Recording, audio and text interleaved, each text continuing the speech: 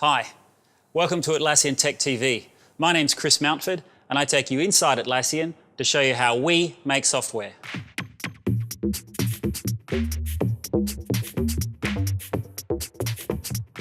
This episode, we finish our Robbie Gates interview, covering in more depth the topics of software architecture, how it's not a matter of perfect design, but about balance and responding to change. We also finished some of our earlier discussion threads on learning and providing technical leadership. If you haven't seen part one, definitely check that out first.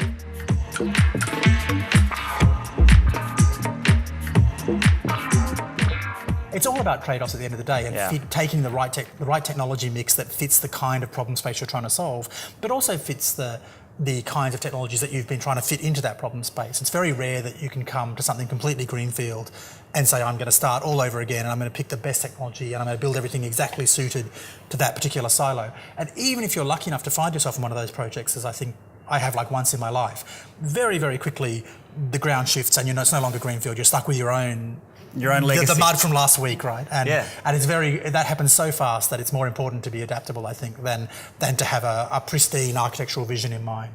Right. So that's interesting, because this is something that I think is a feature of modern software methods. Agile at its heart is about responding to change in an economic way. I mean, it's absolutely true. You don't know what's going to happen, even if you can make a good guess. What you're really doing is weighing up a whole bunch of probabilities. And the naive thing that you kind of, at the start of my career, what I would have said is, what's the best thing that I can do here, right? And that's actually the wrong question, because that's presupposing that you know what's going to happen with 100% probability, and you know how your solution is going to fit into that with 100% probability, and you can build that best thing, right? And maybe that's one of the downside legacies of mathematics, that you kind of think there is an answer to that, right? So that's what leads you to that way of thinking, the mathematics? For me, it did. So certainly the way mathematics is presented to students, right? Here is a right answer, and when you see it and understand how it works, you're going, oh wow, that's really beautiful. I get how all those pieces fit together. Isn't that kind of magical? How that kind of pops out when you see a really beautiful, precise, perfect feeling proof, right? But I think the question in tech is actually really different, because not only can you not predict the future with a certain amount of accuracy, it's being shifted all the time by forces which are way beyond your control, like the industry trends, the affordability of various things, breakthrough technology which change the architecture. Like if you look at the shift from the change in CPU speeds over the time that we've been programming, whatever, 20 years, 30 years, anyway, too long. Since the Apple II, right? Yeah, right, exactly. The CPU speeds, the network speeds, the quantity of RAM that you have, the disk speeds, are all changing at different rates. At different points in time, different of them have seemed like the biggest problem. For a while, RAM was so tight, people were taking all these kind of really conservative techniques to manage that. Now that's much less of a problem, and that's not your biggest problem. One of the reasons for the rise of FP is that it's arguably much better at handling concurrency in certain situations because of its focus on immutability. And that's a direct reaction to the fact that we're reaching the limits of how fast we can make individual cores, and the smart money is in putting lots of cores onto the same problem. Yeah, that's to me, I think that is the reason why FP has grown in popularity, because of that ability to handle concurrency and to solve this problem that we've all ignored for so long, which is, well, all our tools are built around single-threaded thinking. All of the, threading models. I mean, we use Java quite a lot. It's, not that old-fashioned, really, I suppose. It depends on who you ask, but implicit, even though it has good concurrency sort of facilities, it's still the whole idea that this instruction happens first, then this one, there's no reordering of things. And I mean, there are programming languages that are far older that have a much better, or a better suited mental model for solving things in parallel. And we could talk about those, but one that's, I think, obvious that everyone probably knows is SQL. That's not something where you're necessarily thinking this happens, then this happens, then this happens. It's completely not a part of that model. Right, you're framing a declarative question about the data model. Yeah, here's what I want, figure it out. But so you mentioned a couple of things there I'd love to get back into. Yep. Technical leadership, and also the theory versus practice question. So experience that you've had, academic as well as professional, sort of commercial experience, is valuable for a technology-based company investing in technologies, because of your ability to predict to some extent, what impact these things will have and how they'll fit together and how people will get their heads around it, right?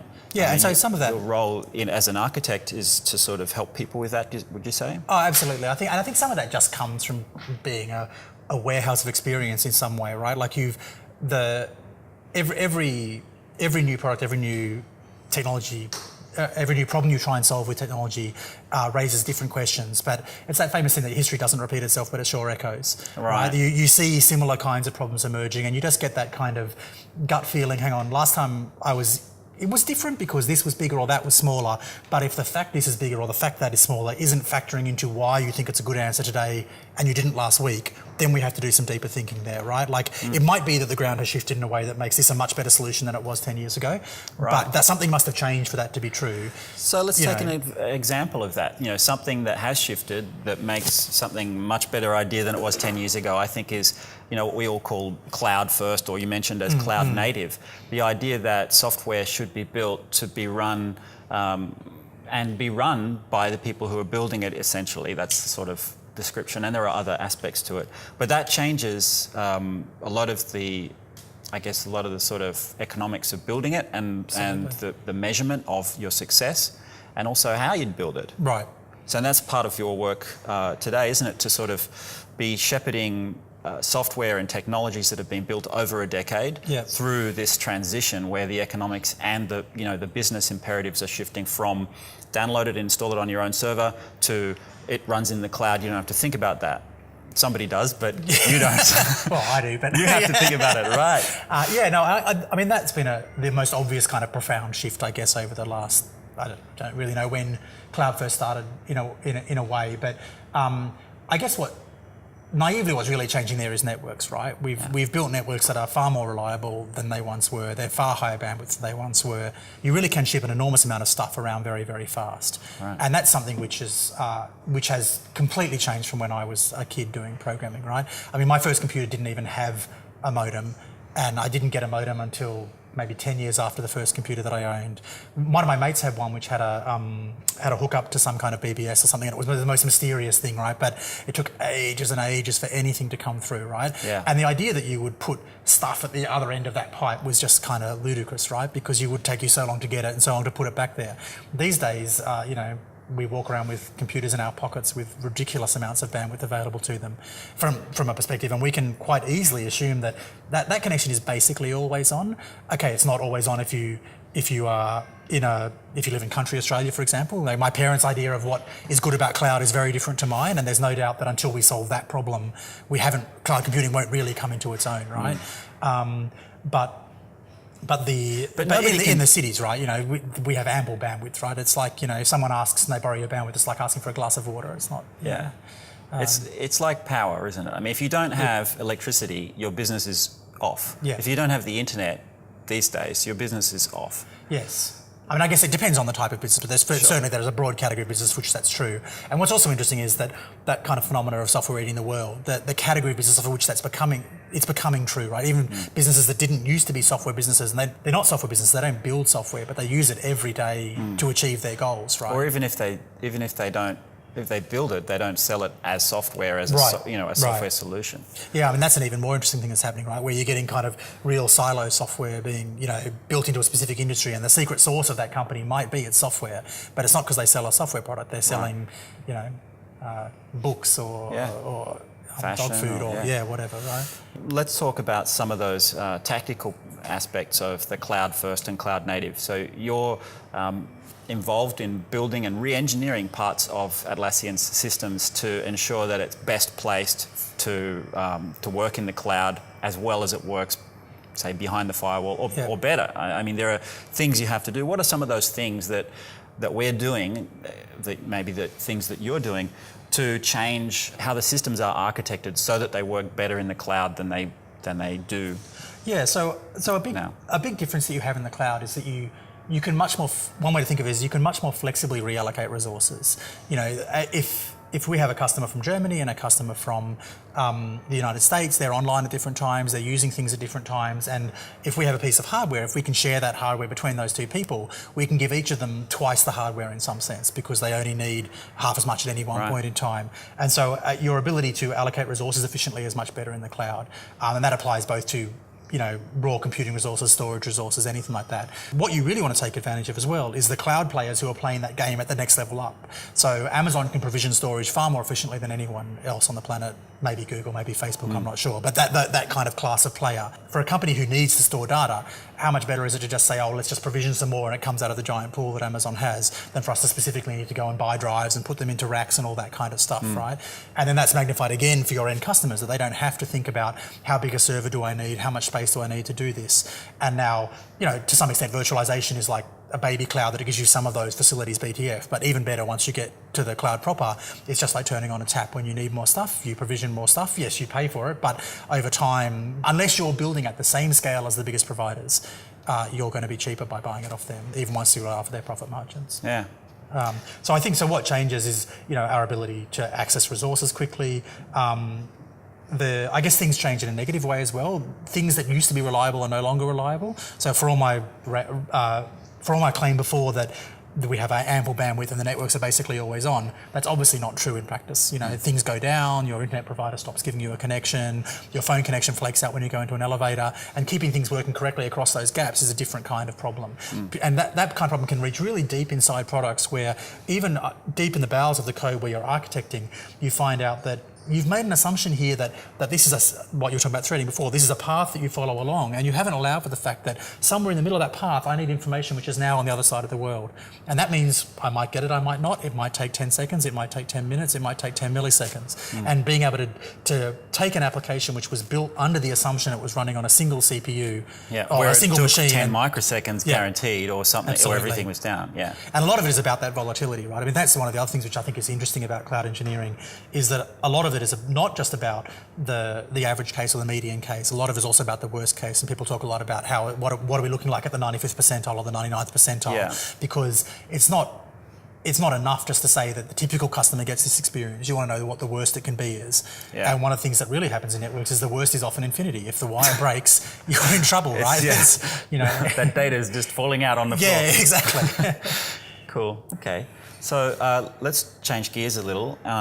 You've shared a lot of your experience with some quite high-level concepts. We go into nuts and bolts, but we're talking about shepherding the decision-making process and the people who are making those decisions in an organisation to fit the needs. A lot of that sounds to me like it's a people job. It's a communication job. You need to be able to. You're talking about technology with people, but you need to be able to sort of interact with them and figure out how to share that knowledge.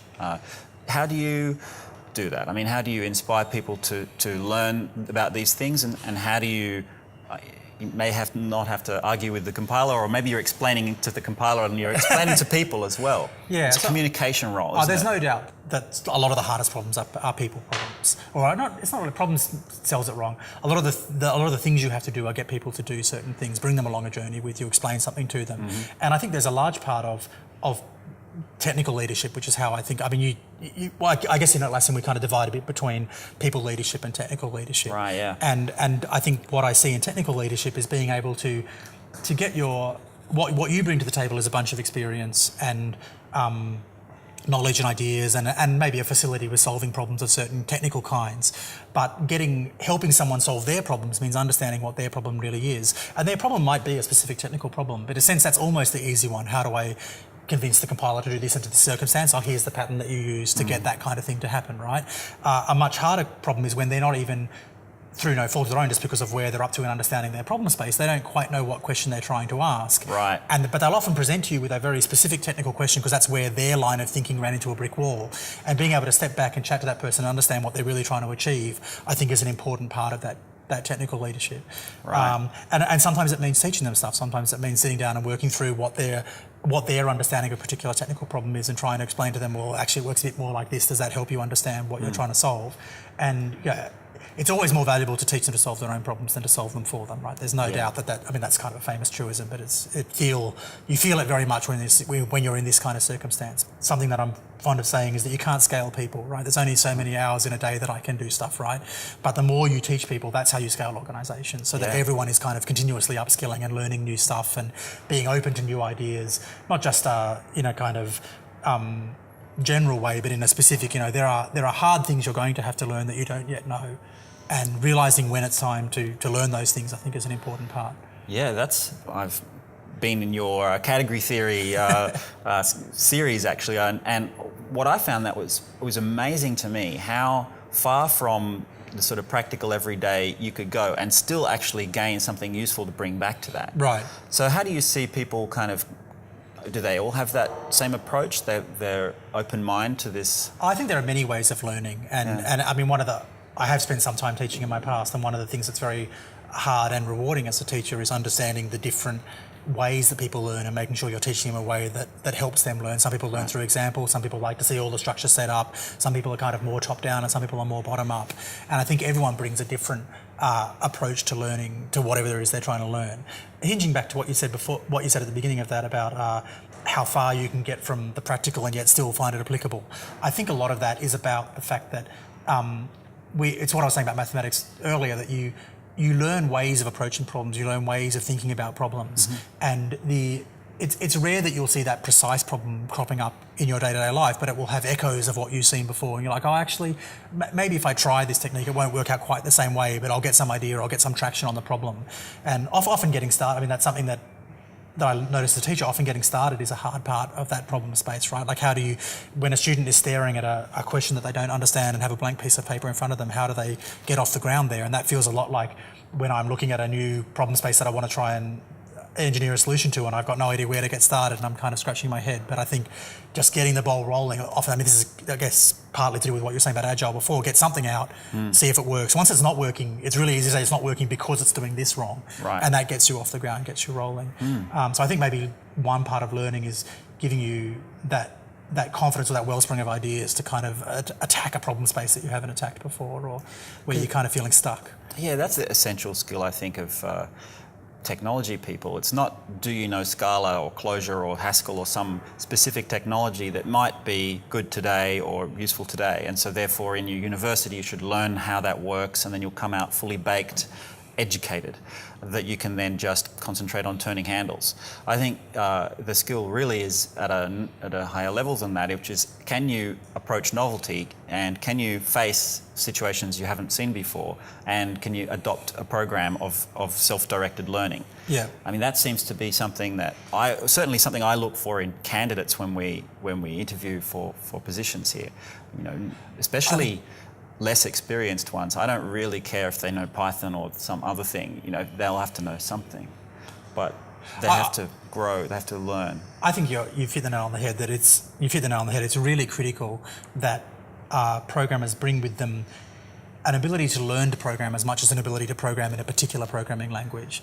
Yeah. And the language will change over time, things either through fashion or because you'll change jobs and you move from a Java house to a C# house or something like that, or you do front-end stuff, but then you get fascinated by the back-end, and so you have to pick up a language which is whatever your company's using on their server, which might be very different. Now, that's not to say there aren't wins you can have by synergizing across the spectrum. You know, one of the ideas behind Node.js, right, is that you should use the same technology for front and back-end, both for code sharing and for learning sharing between those two different places. You win. But even having said that, I think anyone who goes into software without thinking, at some point, many points in my career, I'm going to learn completely new things and have to apply those things. You need to go into software with your eyes open to that possibility. I mean, when I first started programming, it was BASIC and 6502 assembly, and neither of them are very big these days. No. Maybe at European parties. Yeah. I'm not sure where to go with that. Have you heard of the demo scene? Oh, right, yes. They have these competitions to make, so that was more of an Amiga thing when I was... Amiga, Yes, I never had an Amiga. Awesome machine. Yeah, I did feel like I missed it. Later in life, I feel like I've missed out from not having had one of them. You did. we have to teach university students some programming language. And I don't think it's wrong for universities to teach them something which is in vogue at that point in time, because that makes those students able to hit the ground running, and that actually assists them with further learning, because they can get in there, they can get out, they can jump into open source projects, or into even if they have never seen open source before they leave university, their first job, there's a chance they'll be able to be productive earlier rather than later. So I'm not arguing for universities to ignore the trends, but I think it is really important that students understand that we're not teaching you Java because it's the be-all and end-all of programming, or Ditto, Scala, Haskell, JS, whatever the current thing they're teaching at universities is. We're teaching because we need a vehicle to teach you to think in this kind of way, and it's thinking in that kind of way which is what programming, or more broadly technology, is really about. It's, here is a problem that I need to solve, here are the pieces that I have to solve that problem. How can I put them together knowing that the problem's moving and the pieces are moving and they're not going to quite fit, and how do I manage all of that over time?